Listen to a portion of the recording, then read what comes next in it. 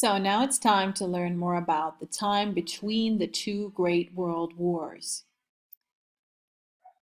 The First World War ended in 1918, and then there were a number of years before the Second World War started in 1938. And during this time, we get an explanation of how the two wars are connected.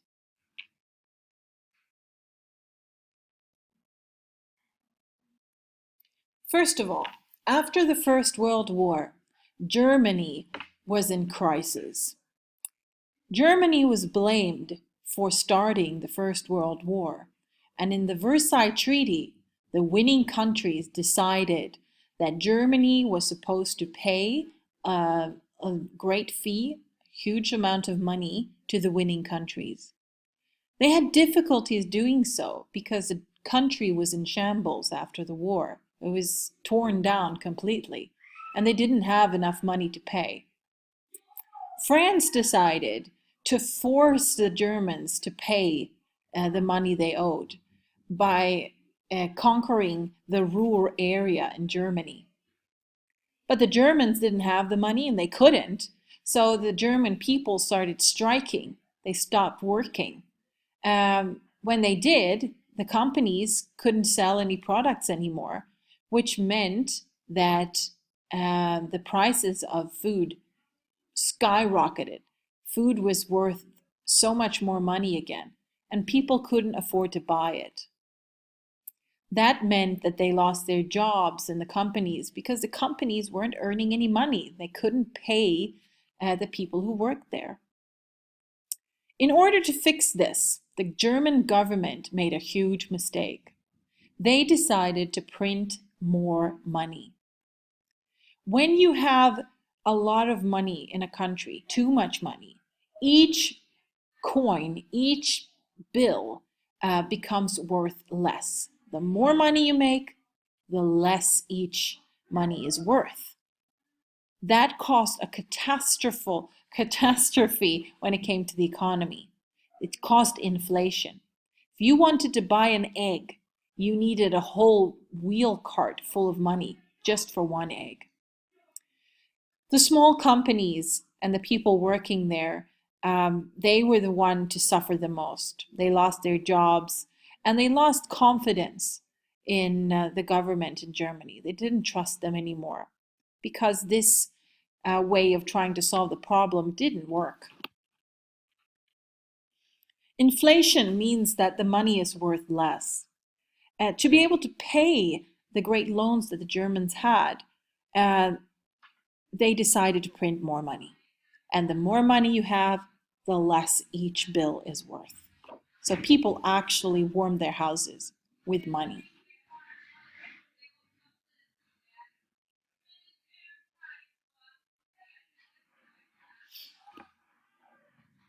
During this time, Germany is in a crisis situation. They don't trust their government and their leaders anymore. Instead, they look for someone new to save the situation. And the Nazis is one of those groups that would like to take over the reins and rule the country. In 1923, in the city of Munich, they decide to try to take power. They're not able to do it, but they try to because they want to save the people from inflation and from not having any jobs. And the leader of this group is Hitler. He gets a prison sentence for 5 years, but he only stays for 9 months. He gets out early for good behavior. In prison, he starts writing Mein Kampf, which is a book where he explains what he wants with Germany. In this book, he decides that he is the chosen leader of Germany and that he has a plan to save the country. In the beginning of the 1930s, there's a huge economic depression. And Hitler explains to the German people that he is their last hope. He will help. The middle class, they support him because they don't want the communists to get more power. So they help Hitler instead. And they actually use a lot of money, millions of Deutschmark, the money in Germany, to help him in his campaign and to make him the leader of Germany. Hitler's party was called the Nazi Party. They believed in biology in the sense that they thought that every person was part of a race. Just like dogs have different breeds or different races, he said that Hitler and his Nazis said that people have races. They believed that the German race, the Aryans, were superior to other people and they were supposed to rule other people. For example, the Jews, the Slavic people, and so on. They worshipped violence and action and decided that in order to make a stable country, you needed a strong leader and you needed to force people to do the right thing. They thought it was important that the German people worked together, didn't fight each other, but also important that the people always serve the leader and the state. In 1924, Germany is on the uprise. Things are going better for Germany. With Hitler as a part of politics, Germany actually gets a loan from America, and the Americans invest a lot of money to help Germany rebuild itself. They create new money, and when people start having more money, they can pay more and they can buy more things. And when they do, it means that the companies can sell more things and earn more money and hire more people who get paid more and who can buy more things, which means that the economy in Germany started recovering. Things were going better. And people were able to buy new things like refrigerators, vacuum cleaners, radios, and cars. Hitler's Nazi Party was a part of creating new and better roads in Germany, for example. And more people got work and got employment. During this time, we have an economic boom in Europe. And that also spills over to America. An economic boom means that there are almost no one without a job. The companies are producing lots of items and they are competing for people to work with them. They pay their workers a lot of money, which means that the workers can spend a lot of money. During the 20s, people are generally very positive, and they call it the Roaring 20s or the Jazz era. After the Great War, the First World War, the young people, they longed for a brighter future, and they all thought that there would never ever become another war like the one that had been. Jazz started being played. It was the new music of the era. Cocktail parties were invented, and women were more liberated and could take more place. From the beginning, a flapper was a way of dressing, but after a while, people considered a flapper to be a liberated, strong woman, smoking, drinking, wearing short hair, wearing short skirts and bare sleeves, a way of protesting against the old times.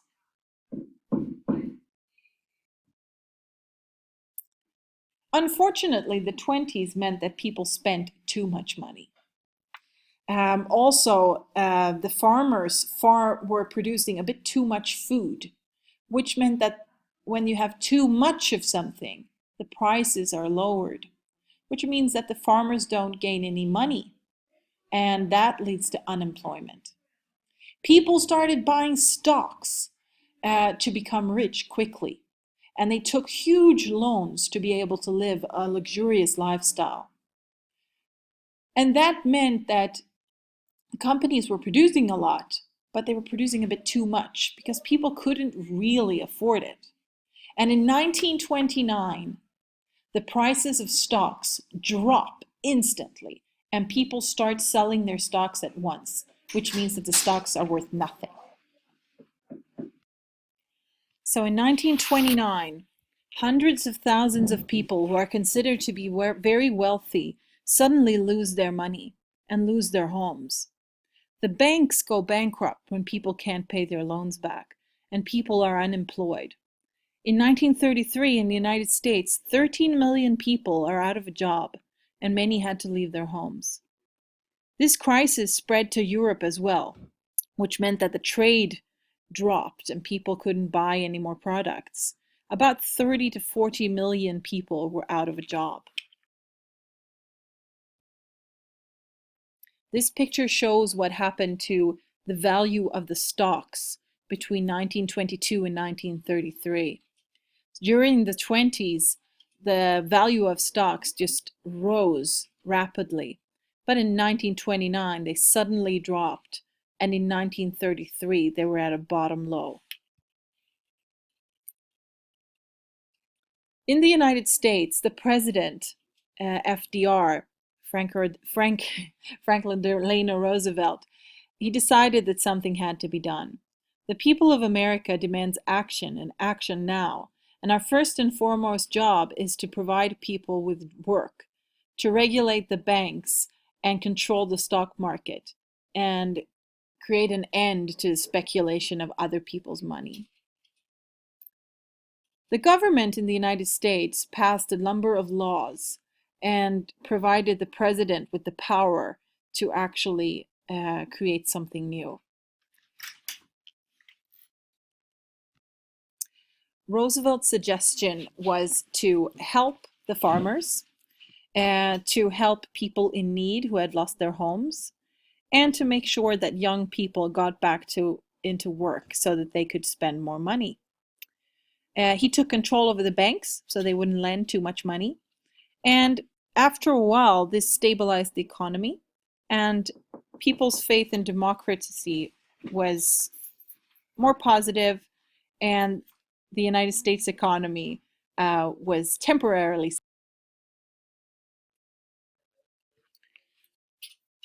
That was the United States.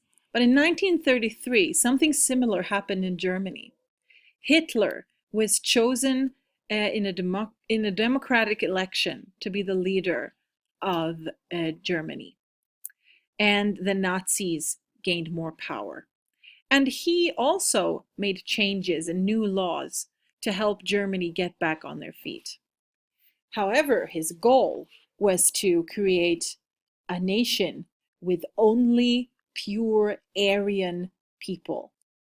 The non-Aryan people were seen as slaves, people who could work for the Germans or the Aryans. And he wanted to create Lebensraum, space for the German people.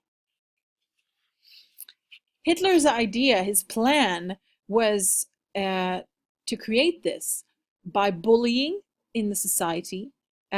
People were allowed to be mean to people who didn't follow the Nazis.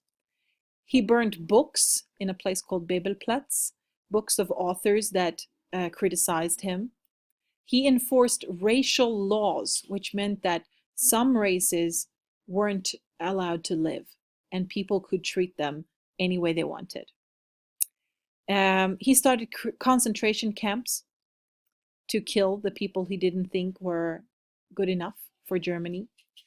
And he, after a while, created something called destruction camps, where he industrially killed off millions of people. Hitler's goal was to create the Third Reich. And the first step to that was Nazis winning the elections in 1933 and Hitler gaining the role of chancellor. It's like a prime minister. But he later on enforced dictatorship by just taking power. The goal, Lebensraum, and the way to do it was propaganda, creating something that the German people could believe in together in order to create a better Germany.